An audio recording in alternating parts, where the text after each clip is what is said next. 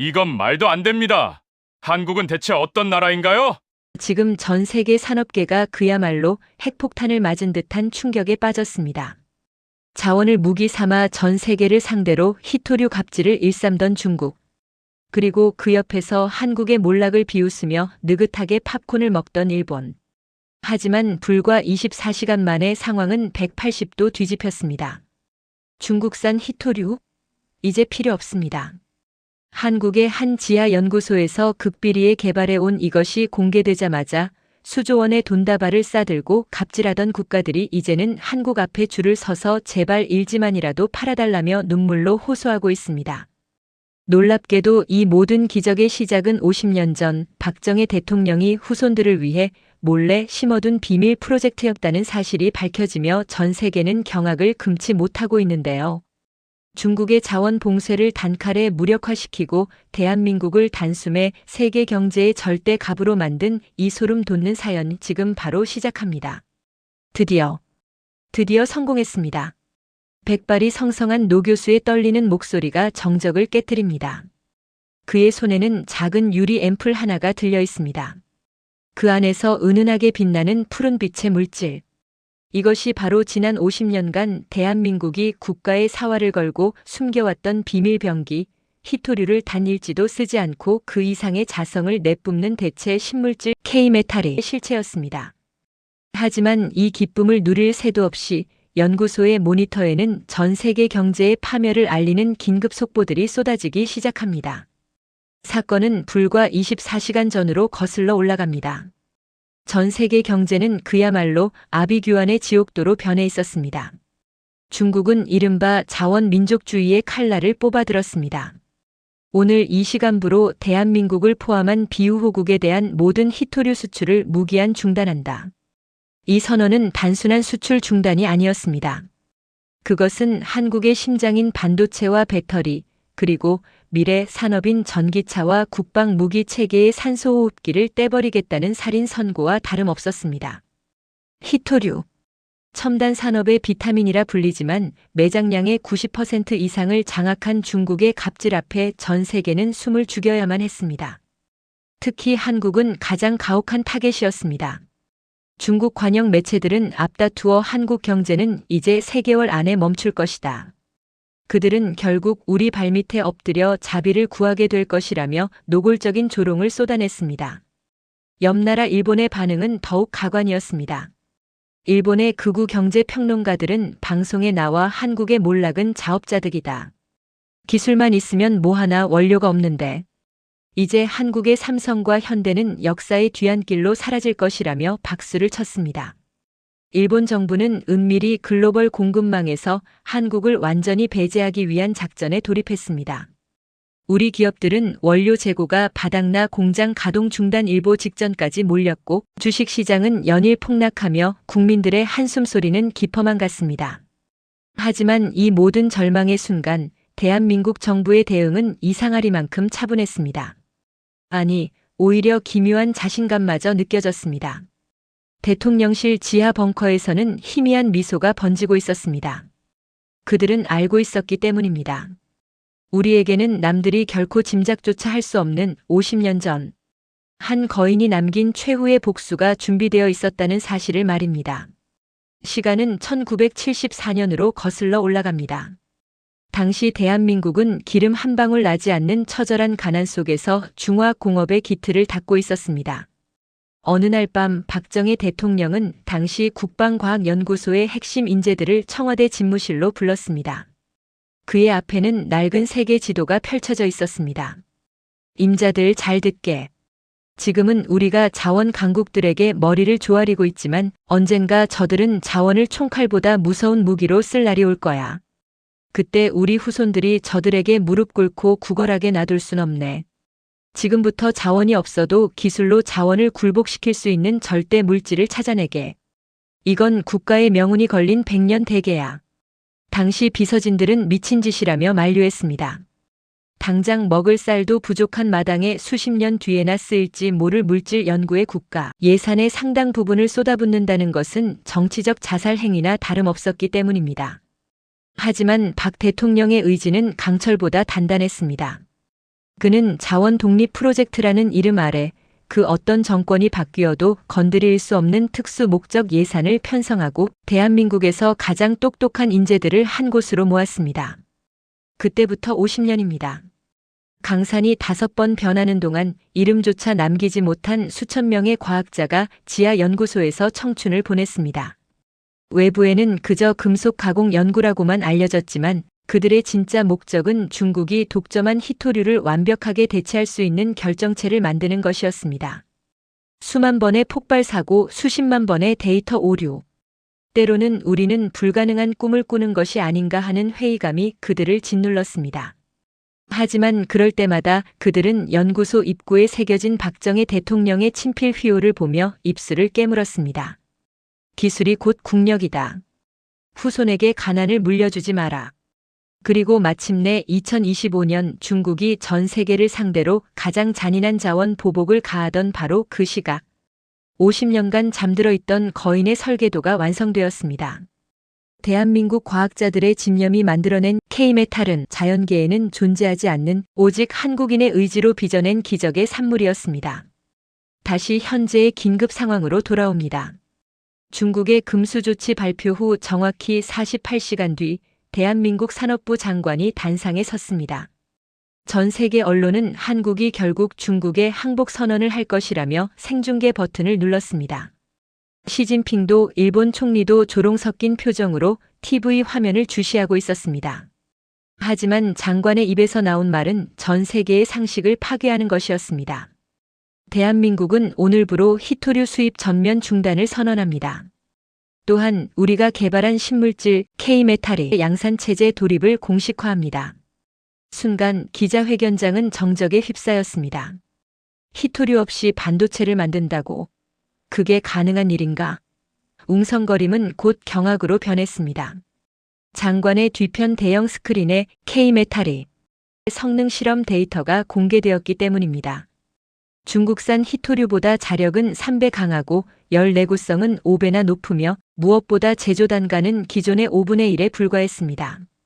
이것은 단순히 기술적인 성공이 아니었습니다. 지난 50년간 중국이 구축해온 자원 제국의 종말을 고하는 장례식이나 다름없었습니다. 말도 안 돼. 조사해. 당장 저 발표가 가짜인지 확인하란 말이야. 베이징의 집무실에서 시진핑은 서류를 집어 던지며 소리를 질렀습니다. 하지만 정보국에서 올라온 보고서는 더욱 절망적이었습니다. 이미 삼성과 현대차는 K메탈 적용 테스트를 끝냈으며 다음 달부터 전 제품에 탑재합니다. 중국산 희토류는 이제 한국에서 쓰레기 취급을 받게 되었습니다. 일본은 더 처참했습니다. 한국을 비웃던 도쿄의 주식시장은 오히려 일본 부품사들의 주가가 하한가를 치며 대혼란에 빠졌습니다. 한국의 신물질을 구하지 못하면 일본 기업들이 먼저 망하게 생겼기 때문입니다. 이제 상황은 완전히 뒤바뀌었습니다. 사냥꾼을 자처했던 중국과 일본은 단 하루 만에 한국의 처분만을 기다리는 비참한 처지로 전락했습니다. 50년 전 아무도 알아주지 않던 황무지에서 거인이 뿌린 씨앗이 마침내 대한민국을 세계 최고의 갑으로 만드는 순간이었습니다.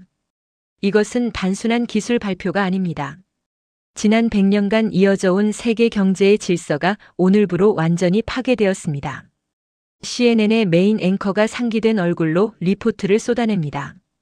한국 정부의 발표 직후 전 세계 금융시장은 그야말로 핵폭탄을 맞은 듯한 충격에 휩싸였습니다.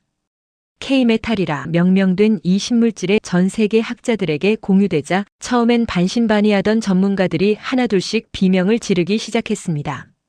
그들이 본 수치는 인간의 상상력을 초월해 있었기 때문입니다. 중국산 희토류가 없으면 깡통이나 다름없다던 전기차 모터, 스마트폰, 그리고 최첨단 스텔스기까지. 이제는 한국에 K메탈만 있다면 기존보다 더 가볍고 더 강력하며 무엇보다 영원히 녹슬지 않는 성능을 낼 수 있다는 사실이 증명되었습니다. 가장 먼저 발등에 불이 떨어진 곳은 중국이었습니다. 중국의 국가 자산 중 가장 큰 비중을 차지하던 희토류 광산들의 가치는 단 하룻밤 만에 영원으로 수렴하기 시작했습니다. 그동안 중국은 희토류를 인질 삼아 전 세계 국가들을 줄 세우고 자신들의 정치적 목적을 달성하기 위한 도구로 써왔습니다. 중국에 밑보이면 첨단 산업을 포기해야 한다는 공포가 전 세계를 지배했습니다. 하지만 이제 상황은 180도 바뀌었습니다. 중국의 희토류는 이제 캐낼수록 손해인 애물단지가 되어버렸습니다. 전 세계 기업들이 더 싸고 더 좋은 한국 소재를 쓰지 왜 비싸고 까다로운 중국 희토류를 쓰겠느냐며 계약 파기를 통보해왔기 때문입니다. 중국 관영 매체인 환구시보는 다급하게 한국의 발표는 과장된 것이며 자원 안보를 위해 중국과 협력해야 한다는 구걸 섞인 사설을 내보냈지만 이미 비웃음거리가 된 지 오래였습니다. 일본의 상황은 더욱 처참했습니다. 한국의 보급망을 차단하기 위해 물밑에서 중국과 손을 잡았던 일본 정부는 그야말로 뒤통수를 제대로 맞았습니다. 일본의 자랑이던 도요타, 혼다, 소니 같은 거대 기업의 CEO들이 일제히 정부를 향해 비판의 목소리를 높였습니다. 정부가 한국과 각을 세우는 바람에 우리 기업들이 K메탈 우선 공급 대상에서 제외됐다. 이게 나라냐? 며 아우성을 쳤습니다. 실제로 일본 정부는 비밀리에 한국 정부에 특사를 보내겠다는 의사를 타진했습니다. 불과 며칠 전까지만 해도 한국 경제는 망할 것이라며 조롱하던 그들이 이제는 과거사는 잠시 잊고 미래 소재 협력을 논의하자며 굴욕적인 태도를 보인 것입니다. 하지만 대한민국 정부의 대답은 단호했습니다. 우리는 우리 기술을 보호할 권리가 있으며 공급처는 전적으로 우리 국익에 따라 결정할 것이다. 전 세계가 이렇게 요동치고 있을 때 우리 국민들은 50년 전 그날을 떠올렸습니다. 박정희 대통령이 연구원들에게 건넸던 한마디. 남들은 우리가 무모하다고 할 걸세. 하지만 임자들 자원은 유한하지만 인간의 머리에서 나오는 기술은 무한하네. 저들이 자원으로 우리를 위협할 때 우리는 기술로 저들의 숨통을 끊어놓아야 하네. 당시 연구원들은 그 말을 가슴에 새기고 가족들에게도 말 못할 비밀 연구를 이어갔습니다. 명절에도 집에 가지 못하고 연구실 구석에서 컵라면으로 끼니를 때우며 데이터와 씨름하던 그들의 눈물겨운 헌신. 그 땀방울이 50년이라는 세월을 견뎌내고 마침내 대한민국을 자원 제국의 포식자로 만든 것입니다. 이것은 단순히 돈을 많이 버는 기술이 아닙니다. 대한민국에 억눌렸던 민족적 자존심을 단번에 세워준 정신적 승리이기도 했습니다. 강대국 사이에서 눈치 보며 살아야 했던 지정학적 비극을 우리는 오직 실력 하나로 극복해낸 것입니다. 미국 역시 긴박하게 움직였습니다. 펜타곤은 즉각 보고서를 제출했습니다. 미국의 차세대 전투기와 핵잠수함에 들어가는 핵심 부품을 중국산 희토류에서 한국산 K메탈로 전면 교체해야 한다. 이것은 국가 안보의 문제다. 미 대통령은 즉시 한국 대통령에게 전화를 걸어 한미 동맹의 새로운 차원을 열자며 사실상 한국을 소재 분야의 슈퍼갑으로 인정했습니다. 전 세계의 돈이 서울로 몰리기 시작했습니다. 독일의 벤츠와 BMW, 미국의 애플과 테슬라 사장들이 전용기를 타고 인천공항으로 쏟아져 들어왔습니다. 그들의 목적은 단 하나, K메탈 공급 계약서에 도장을 찍는 것이었습니다. 인천공항 귀빈실은 각국 정상급 인사들과 글로벌 재벌들로 인산인해를 이뤘습니다. 외신들은 이 장면을 보고 이제 전 세계의 모든 산업은 서울을 거치지 않고는 한 발짝도 나갈 수 없다며 혀를 내둘렀습니다. 대한민국의 공장들은 24시간 풀가동되기 시작했습니다. 우리가 만든 신물질이 배에 실려 전 세계로 뻗어나가는 모습은 흡사 50년 전 수출 입국을 외치던 그 시절의 열기를 떠올리게 했습니다. 하지만 그때와 다른 점이 있다면 이제는 우리가 가격을 결정하고 우리가 상대를 고른다는 사실입니다. 중국은 최후의 수단으로 기술 유출을 시도했습니다. 수천 명의 스파이를 투입해 K메탈의 제조법을 훔치려 했지만 이미 대한민국 정보기관은 박정희 대통령이 설계해 놓은 다중 보안 체계를 가동하고 있었습니다.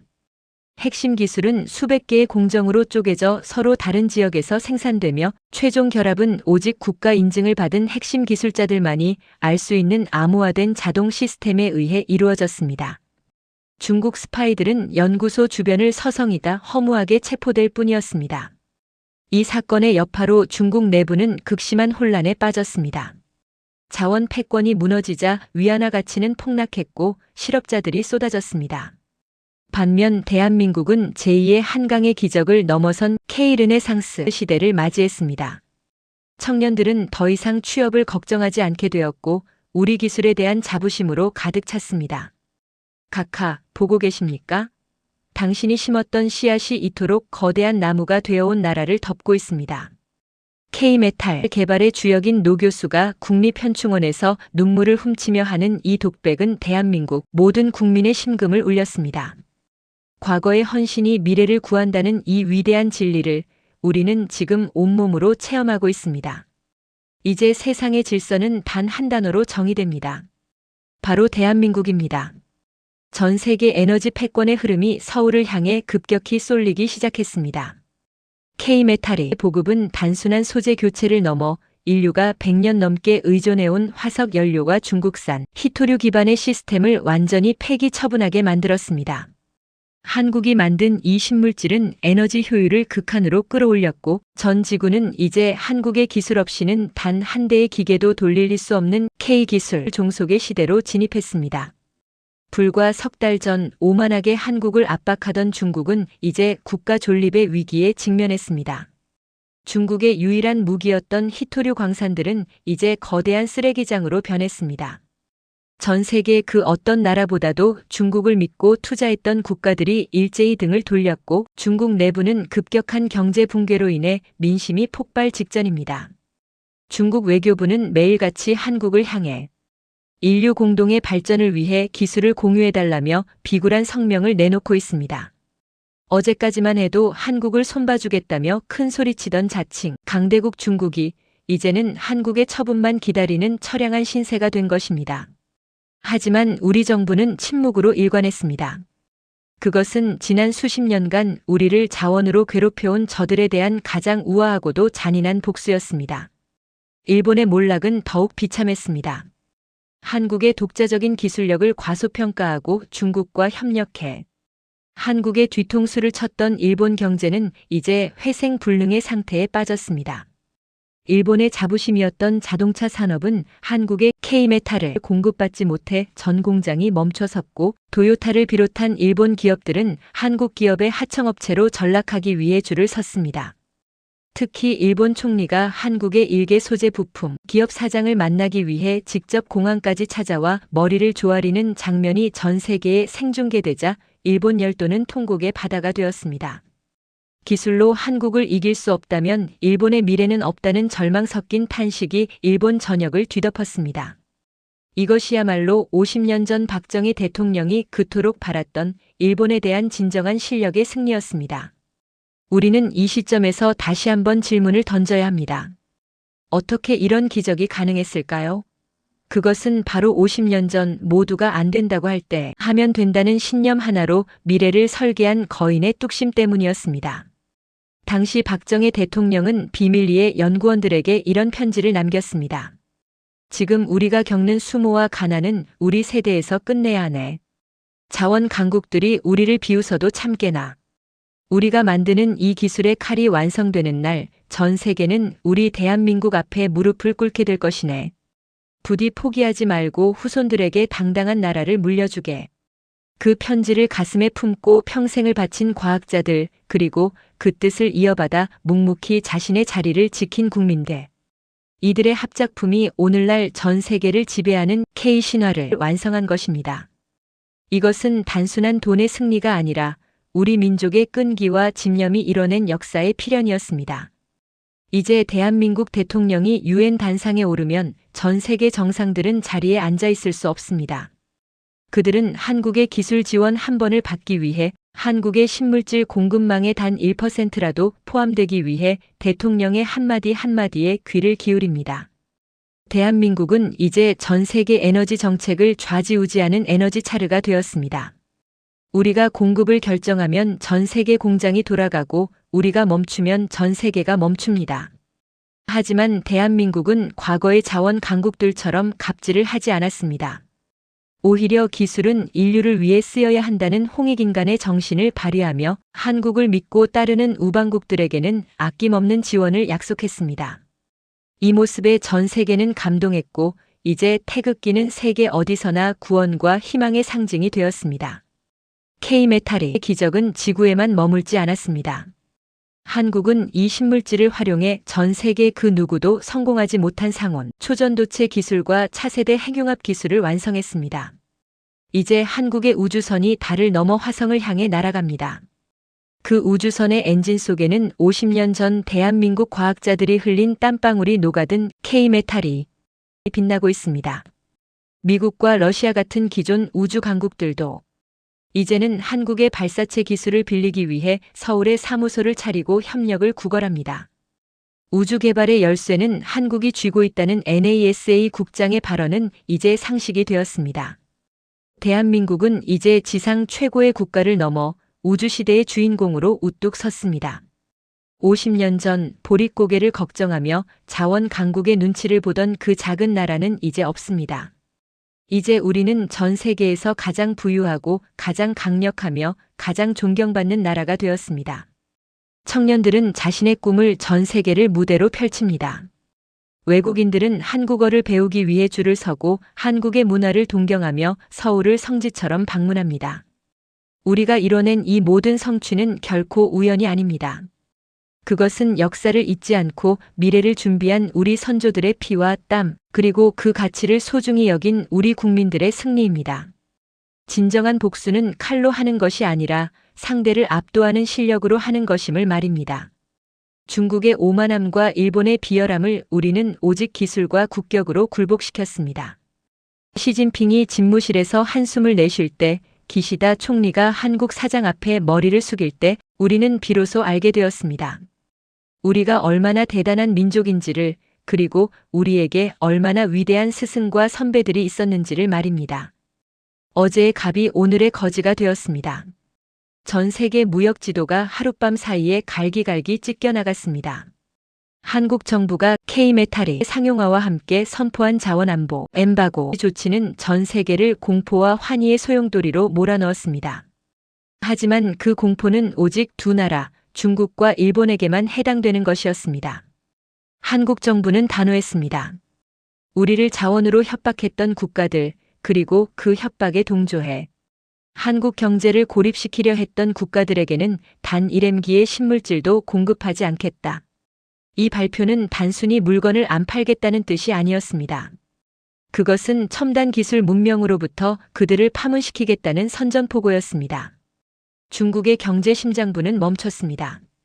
중국은 그동안 희토류를 팔아 벌어들인 외화로 국가를 지탱해왔습니다. 하지만 전 세계 기업들이 한국의 K메탈로 갈아타며 중국산 희토류를 거들떠보지도 않자 중국의 외화 보유고는 바닥을 드러냈습니다. 베이징의 지령을 기다리던 수천 개의 희토류 광산들은 줄줄이 파산 선고를 내렸습니다.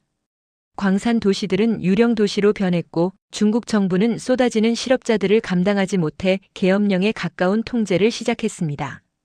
불과 몇 달 전 시진핑이 희토류는 중국의 전략적 무기라며 거드름을 피우던 그 무기가 이제는 중국 스스로를 찌르는 부메랑이 되어 돌아온 것입니다. 중국의 관영 언론들은 한국이 비인도적인 무역 보복을 하고 있다며 국제사회에 호소했지만 전 세계의 반응은 냉담했습니다. 당신들이 먼저 시작한 전쟁 아니냐는 조소만이 돌아올 뿐이었습니다. 일본의 몰락은 더욱 드라마틱했습니다. 일본 경제의 기둥인 자동차와 정밀기계 산업은 K메탈 없이는 생산 자체가 불가능했습니다. 일본 정부는 다급하게 비축해둔 희토류를 풀었지만 소비자들은 이미 중국산 희토류가 들어간 구식 일본 제품은 사지 않겠다며 한국산 K메탈이 탑재된 제품으로 눈을 돌렸습니다. 일본의 거대 재벌 그룹들은 한국 정부를 향해 무릎을 꿇었습니다. 도요타의 회장은 전용기를 타고 한국으로 날아와 며칠을 대기한 끝에 한국의 중소부품사 사장과 겨우 5분간의 면담 시간을 얻어냈습니다. 한때 한국 부품은 쓰지 않겠다며 갑질하던 일본 기업들이 이제는 제발 우리를 하청업체로라도 써달라며 눈물로 호소하는 광경은 대한민국 무역사의 길이 남을 통쾌한 순간이었습니다. 일본 열도는 이제 한국의 기술 식민지가 될 처지에 놓였다며 스스로를 자책하기 시작했습니다. 우리는 여기서 50년 전 박정희 대통령이 했던 말을 다시 떠올려야 합니다. 우리는 자원을 파는 나라가 아니라 머리를 써서 가치를 파는 나라가 되어야 한다. 언젠가 전 세계가 우리 물건을 사기 위해 줄을 서는 날 그때가 바로 대한민국이 진정한 독립을 이루는 날이다. 당시 박 대통령은 자원이 부족한 한국의 한계를 정확히 꿰뚫어 보았습니다. 그래서 그는 당장의 이익보다는 원천 기술의 자립에 집착했습니다. 그가 심어놓은 무역 입국의 DNA는 50년이라는 세월을 견디며 변이하고 진화하여 이제 전 세계 무역의 룰을 제정하는 K무역 규범으로 재탄생했습니다. 이제 전 세계 무역 기구의 목소리보다 서울의 목소리가 더 큽니다. 한국이 정하는 표준이 곧 세계 표준이 되었고 한국이 허락하는 국가만이 첨단 산업의 대열에 합류할 수 있게 되었습니다. 이것이 바로 거인이 설계한 기술 패권의 실체였습니다. 서울은 이제 전 세계 경제의 수도가 되었습니다. 뉴욕의 월스트리트나 런던의 시티보다 서울의 강남과 판교가 더 주목받습니다. 전 세계 투자 자금의 40%가 한국 시장으로 쏟아져 들어오고 있습니다. 원화는 달러를 대체하는 안전 자산으로 등극했으며 전 세계 여행객들은 지갑 속의 달러 대신 원화를 챙기는 것을 당연하게 여깁니다. 한국의 무역 흑자는 매달 역대 최고치를 갱신하고 있습니다. 벌어들이는 달러가 너무 많아 정부가 환율 방어를 고민해야 할 정도입니다. 청년들은 이제 해외 취업을 고민하지 않습니다. 전 세계 천재들이 한국 기업에 입사하기 위해 한국어 시험을 치르고 한국의 기업 문화를 배우려 애씁니다. 한국에서 일하는 것이 인생 최고의 커리어라는 말이 실리콘밸리의 상식이 되었습니다. 무역의 질서만 바뀐 것이 아닙니다. 한국은 K메탈을 바탕으로 물류혁명까지 주도했습니다. 한국이 개발한 자기부상 화물 열차와 극초음속 수송선은 전 세계 물류 시간을 기존의 3분의 1로 단축했습니다. 이 모든 운송 수단에는 당연히 K메탈 기반의 고효율 엔진이 장착되어 있습니다. 중국과 일본은 이 물류망에서도 소외되었습니다. 한국은 그들에게 높은 통행세를 요구하거나 아예 항로에서 배제하는 방식으로 그들의 경제적 고립을 가속화했습니다. 한때 한국을 고립시키려 했던 그들의 자원 만리장성은 이제 그들을 가두는 경제적 감옥이 되었습니다. 이것이야말로 눈에는 눈, 이에는 이로 갚아주는 가장 완벽한 무역 복수였습니다. 반면 한국을 믿고 따랐던 우방국들과 개발도상국들은 축제 분위기입니다. 한국은 중국처럼 자원을 무기 삼아 갈취하지 않았습니다.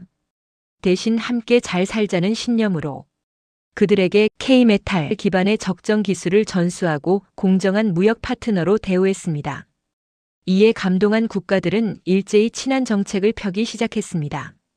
전 세계 곳곳에 세종학당이 세워지고 한국의 민주주의와 경제 발전 모델을 배우려는 열풍이 불었습니다.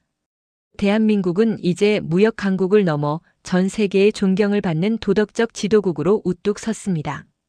중국의 1대1로가 남긴 상처를 한국의 K노드가 치유하고 있는 것입니다.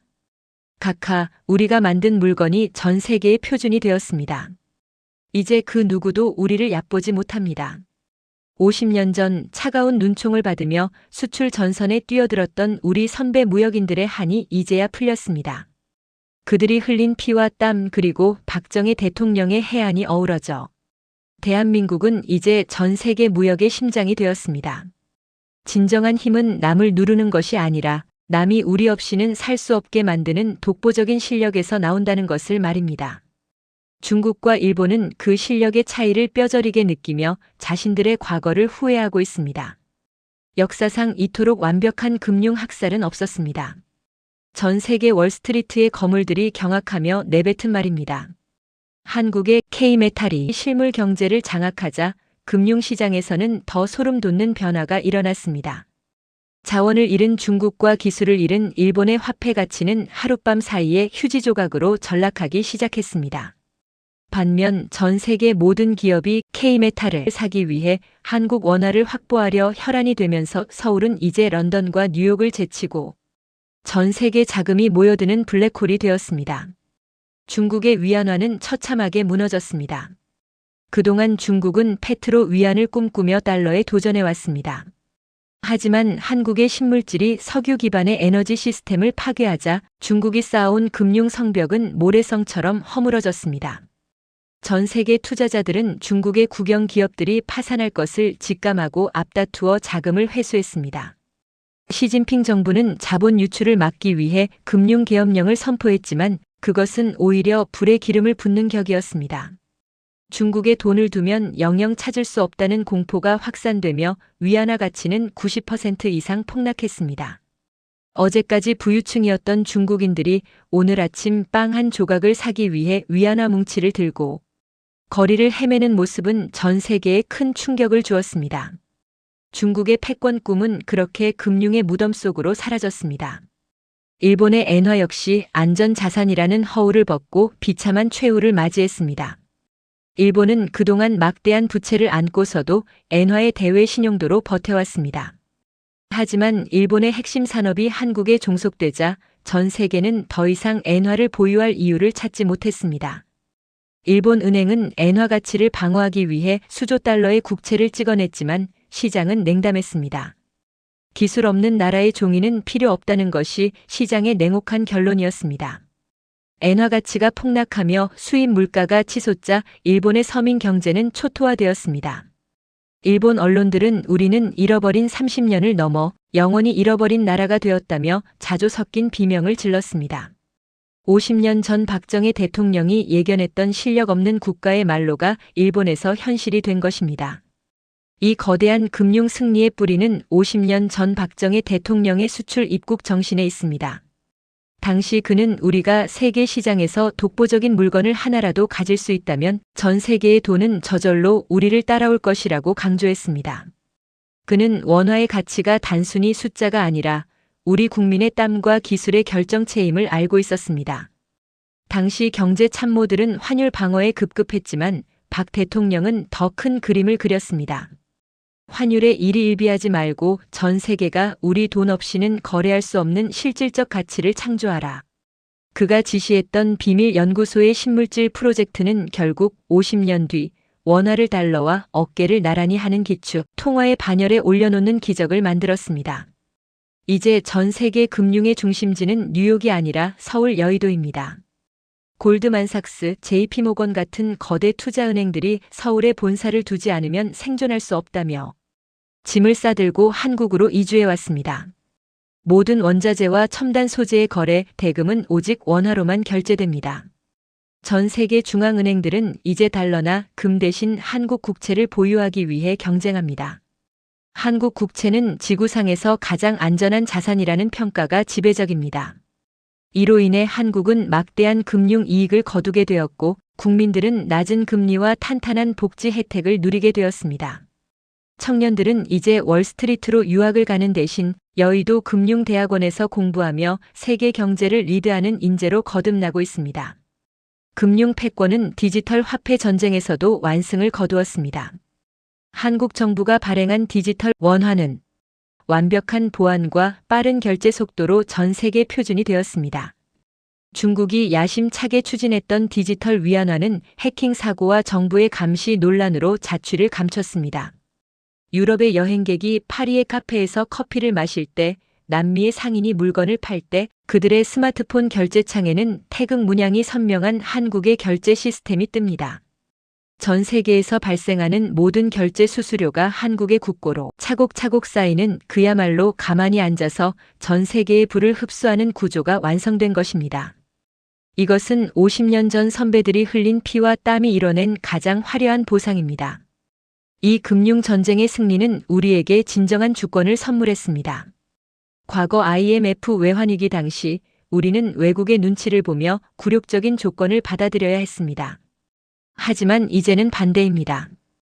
경제 위기에 처한 국가들이 한국 정부의 제발 통화 스와프를 체결해달라며 줄을 서서 기다립니다. 한국 정부는 우리를 도왔던 우방국들에게는 낮은 금리로 자금을 지원하며 진정한 리더십을 발휘하고 있습니다. 반면 과거 우리를 멸시했던 중국과 일본에게는 가혹한 금융 제재를 가하며 그들이 다시는 기술 패권에 도전할 엄두를 내지 못하게 만들었습니다. 이것은 단순한 복수를 넘어 정의로운 경제 질서의 확립이었습니다. 각하, 이제 대한민국의 원화가 세계를 지배합니다. 더 이상 우리 국민들이 돈 때문에 눈물 흘리는 일은 없을 것입니다. 여의도 금융가 한복판에 세워진 금융독립기념비 앞에서 백발의 전직 경제 관료들이 눈물을 흘리며 고개를 숙입니다. 그들은 50년 전 박 대통령과 함께 밤을 지새우며 경제 계획을 짰던 주역들입니다. 그들의 노고가 있었기에 오늘날 우리는 전 세계에서 가장 강력한 화폐를 가진 부국의 시민으로 살아가고 있습니다. 이제 세계의 언어는 한국어이고 세계의 정신은 K-마인드입니다. 문화라는 이름의 부드러운 칼날이 전 세계를 정복했습니다. 총칼로 세상을 지배하려 했던 중국의 오만함과 돈으로 문화를 사려 했던 일본의 얄팍함이 무너진 자리. 그 거대한 공백을 메운 것은 바로 대한민국의 정신이었습니다. K메탈로 경제의 목줄을 쥔 한국은 이제 전 세계 인류의 머릿속까지 한국식 사고방식으로 물들이며 그 누구도 거역할 수 없는 문화 초강대국의 반열에 올라섰습니다. 중국의 문화 공정은 처참한 부메랑이 되어 돌아왔습니다. 김치와 한복이 자기네 것이라 우기며 전 세계의 비웃음을 샀던 중국은 이제 자국 청년들이 중국 문화에 등을 돌리는 기막힌 상황에 직면했습니다. 중국의 젊은 세대는 정부의 세뇌 교육 대신 한국 드라마 속에 담긴 정의, 의리, 그리고 인간애에 열광하기 시작했습니다. 왜 우리는 한국처럼 당당하게 말하지 못하는가? 왜 우리는 한국처럼 이웃을 사랑하지 못하는가? 중국 전역에서 터져나오는 이 조용한 외침은 중국 공산당을 공포로 몰아넣었습니다. 한국의 문화는 이제 중국 청년들에게 자유와 인간 존엄의 상징이 되었습니다. 중국이 쌓아올린 만리장성은 한국의 드라마 한 편, 노래 한 곡에 의해 무너지고 있었습니다. 이제 중국인들은 한국인처럼 입고 한국인처럼 먹으며 한국인처럼 생각하기를 간절히 소망하고 있습니다. 일본의 상황은 더욱 극적입니다. 쿨 재팬을 외치며 수조 원을 쏟아부었던 일본의 문화 전략은 흔적도 없이 사라졌습니다. 일본의 MZ세대에게 일본 문화는 낡고 고리타분한 것이 되었고 한국 문화는 세련되고 닮고 싶은 표본이 되었습니다. 이제 일본의 명문 대생들은 도쿄대를 졸업하는 것보다 한국의 서울대에 입학하는 것을 가문의 영광으로 여깁니다. 일본의 황실조차 한국 음식을 즐기고 한국식 예절을 배우는 모습이 포착되자 일본 보수 세력은 경악했습니다. 하지만 대세를 막을 수는 없었습니다. 일본의 모든 지상파 방송은 황금 시간대에 한국 콘텐츠를 방영하지 않으면 시청률이 나오지 않아 파산 위기에 몰렸습니다. 50년 전 박정희 대통령이 실력으로 일본을 앞서야 진정한 그 길이다라고 했던 말씀이 이제는 경제를 넘어 문화의 영역에서 완벽하게 실현된 것입니다. 일본은 이제 스스로를 한국의 문화 속국이라 부르며 자부심을 느끼는 기현상까지 벌어지고 있습니다. 우리는 기억해야 합니다. 오늘날 전 세계가 열광하는 K-정신의 뿌리는 어디에 있는가? 그것은 바로 50년 전 우리도 한번 잘 살아보세라는 일념으로 불가능에 도전했던 새마을 정신과 할 수 있다는 자신감에 있습니다. 박정희 대통령은 단순히 공장을 짓고 다리를 놓은 것이 아닙니다. 그는 패배주의에 찌들어 있던 우리 민족의 가슴속에 하면 된다라는 거대한 불꽃을 심어주었습니다. 그 뜨거운 정신이 50년이라는 세월 동안 발효되어 이제는 전 세계인들의 가슴을 울리는 K컬처의 핵심 엔진이 되었습니다. 타인을 배려하면서도 포기하지 않는 강인함, 공동체를 위해 헌신하는 마음. 전 세계인들은 한국의 기술력뿐만 아니라 그 기술을 만든 한국인의 따뜻하고 강한 영혼에 매료된 것입니다. 이제 세계 최고의 박물관과 미술관의 중심은 한국관입니다.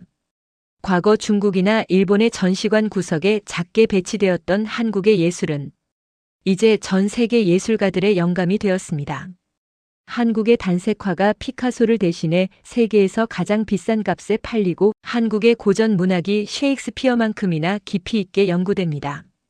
전 세계 대학에서는 한국학이 가장 인기 있는 전공이 되었습니다. 한국의 발전 모델을 연구해야 우리나라도 살 수 있다며 아프리카와 남미의 지도자들이 한국을 찾아와 무릎을 꿇고 가르침을 청합니다. 대한민국은 이제 전 세계의 정신적 스승이 되었습니다. 우리가 50년 전 겪었던 그 시련과 극복의 역사가 이제 전 지구촌의 교과서가 된 것입니다. 문화 패권은 생활 양식마저 바꿨습니다. 유럽의 파리나 영국의 런던 거리에 쓰레기가 사라지고 있습니다. 외국인들이 한국인들은 거리를 깨끗이 쓰고 공공질서를 잘 지킨다는 소문을 듣고 이를 따라 하기 시작한 것입니다.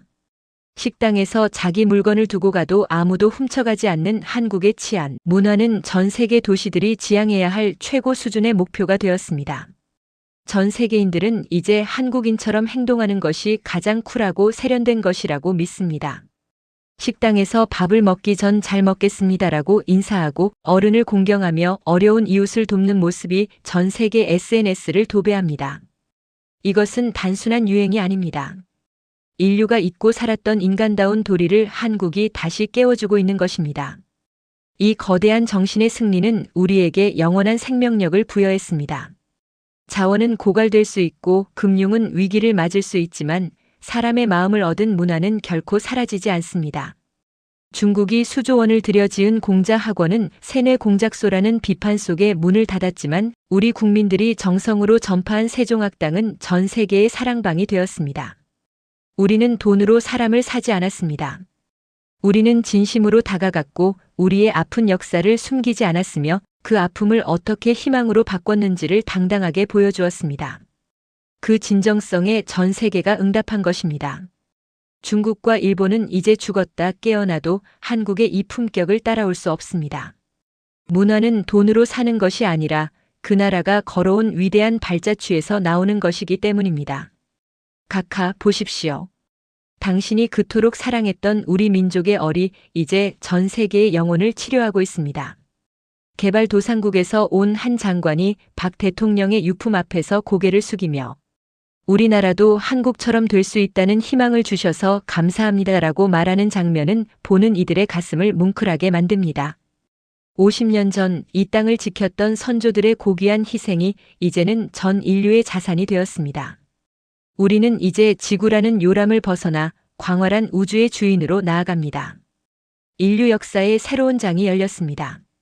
2025년 대한민국이 완성한 K메탈과 그로부터 파생된 초전도 기술은 인류를 지배하던 물리적 한계를 산산조각 냈습니다. 어제까지만 해도 달에 가는 것조차 거대한 도전이었던 인류는 이제 대한민국의 K워프 엔진을 장착하고 화성을 넘어 목성과 토성 그리고 태양계 너머의 성계로 뻗어나가고 있습니다.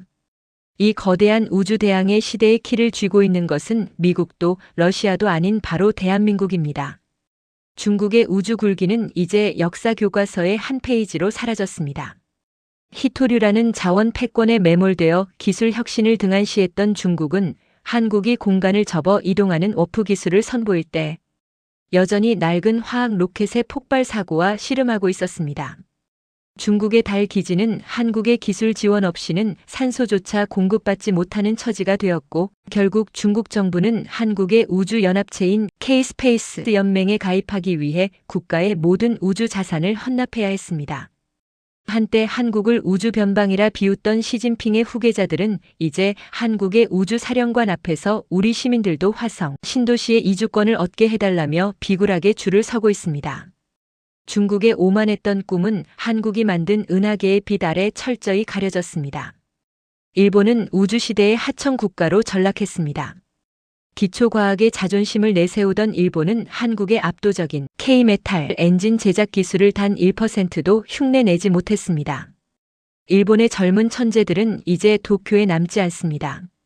그들은 한국의 우주항공청에 입사하기 위해 어린 시절부터 한국어를 제1국어로 배우고 한국의 역사와 정신을 공부합니다. 일본의 총리는 화성 개척지의 일본 구역을 할당받기 위해 매년 서울을 방문해 한국 대통령에게 충성을 맹세합니다. 한국의 우주기술 없이는 일본의 미래도 없다는 절망적인 선언은 일본인들에게 일상이 되었습니다. 50년 전 박정희 대통령이 우리의 눈은 땅이 아니라 하늘과 저 너머를 향해야 한다고 했던 그 서슬퍼런 예언이 이제 일본의 머리 위 우주공간에서 현실로 입증된 것입니다. 이 위대한 우주제국의 뿌리는 50년 전 가난한 나라의 아이들에게 꿈을 심어주었던 지도자의 손길에서 시작되었습니다. 박정희 대통령은 당장 먹을 것이 없던 시절에도 국방과학연구소와 한국항공우주연구원의 전신을 세우며 미래를 설계했습니다. 그는 참모들에게 말했습니다. 자원이 없는 우리가 살아남을 길은 오직 하나, 남들이 가지 못한 미지의 영역을 먼저 선점하는 것이네. 지금은 비록 남의 나라 로켓을 빌려 쓰지만 우리 후손들은 우리 힘으로 만든 배를 타고 별들 사이를 누벼야 하네. 그가 뿌린 꿈의 씨앗은 50년의 모진 풍파를 견디며 누리호를 거쳐 이제 인류를 다른 행성으로 인도하는 K방주로 거듭났습니다. 이름 없는 연구원들이 밤마다 별을 보며 계산기를 두드리고 예산이 깎여도 포기하지 않았던 그 집념의 세월이 오늘날 대한민국을 우주의 황제로 만든 것입니다. 화성은 이제 대한민국의 제2의 영토입니다. 한국이 개발한 자기장 발생 장치와 대기, 정화 시스템 덕분에 화성은 지구와 다름없는 푸른 행성으로 변모하고 있습니다. 전 세계 부호들과 천재들은 화성의 뉴 서울 시민권을 얻는 것을 인생 최대의 목표로 삼습니다. 화성에서 태어난 아이들은 태극기를 보며 경례하고 애국가를 부르며 하루를 시작합니다. 화성의 행정어는 공식적으로 한국어이며 모든 법 체계는 한국의 헌법을 기초로 합니다. 인류의 두 번째 고향은 그렇게 한국인의 손에 의해 한국인의 정신으로 건설되었습니다. 전 세계는 이제 인류의 미래를 보고 싶다면 서울로 가거나 화성으로 가라고 말합니다. 우주자원 패권 또한 완벽하게 장악했습니다. K메탈이 원료가 되는 특이 물질이 소행성대에서 발견되자 한국은 즉각 우주함대를 파견해 해당 지역을 대한민국 특별보존구역으로 선포했습니다. 한때 지구의 희토류를 가지고 갑질하던 중국은 이제 한국이 우주에서 가져오는 무한한 자원을 쳐다보며 침만 흘리고 있습니다. 한국은 자원을 독점하지 않습니다. 다만 평화를 사랑하고 한국의 질서에 순응하는 국가에게만 자원을 분배한다는 철저한 원칙을 세웠습니다. 이 원칙 앞에 그 어떤 강대국도 토를 달 수 없습니다. 한국의 우주 전함 이순신호가 궤도상에서 지구를 지켜보고 있는 한 자원을 둘러싼 전쟁은 이제 지구상에서 영원히 사라졌습니다. 이것이 바로 기술이 가져온 진정한 평화, 팍스 코리아나의 완성입니다. 이제 인류의 문화는 지구를 넘어 우주로 확산됩니다. 화성의 오페라 하우스에서 한국의 판소리가 울려 퍼지고 토성의 고리 위로 설치된 홀로그램 전광판에는 한국 아이돌의 공연이 상영됩니다. 외계 지성체와의 첫 접촉이 일어난다면 인류를 대표해 나설 이는 당연히 한국인입니다. 전 세계인들은 이제 국가와 인종을 넘어 대한민국이 이끄는 인류라는 공동체 의식을 갖게 되었습니다. 한국은 힘으로 억압하지 않았습니다. 기술로 풍요를 주었고 문화로 영혼을 달랬으며 정신으로 갈 길을 보여주었습니다. 중국과 일본의 옹졸한 민족주의는 한국의 거대한 인류의 앞에 녹아 없어졌습니다. 각하 보십시오. 이제 태극기는 지구를 넘어 은하계 끝까지 펄럭이고 있습니다. 당신이 꿈꿨던 대한민국은 이제 인류의 영원한 태양이 되었습니다. 칠흑 같은 우주를 개척한 현대의 우주 비행사들이 지구로 돌아와 가장 먼저 찾는 곳은 바로 이곳입니다. 50년 전에 결단이 없었다면 우리는 여전히 땅 위에서 서로를 시기하며 자원 전쟁이나 벌이고 있었을 것입니다. 거인의 어깨 위에 올라탄 우리는 이제 그 거인이 보았던 것보다 훨씬 더 먼 미래를 바라보고 있습니다.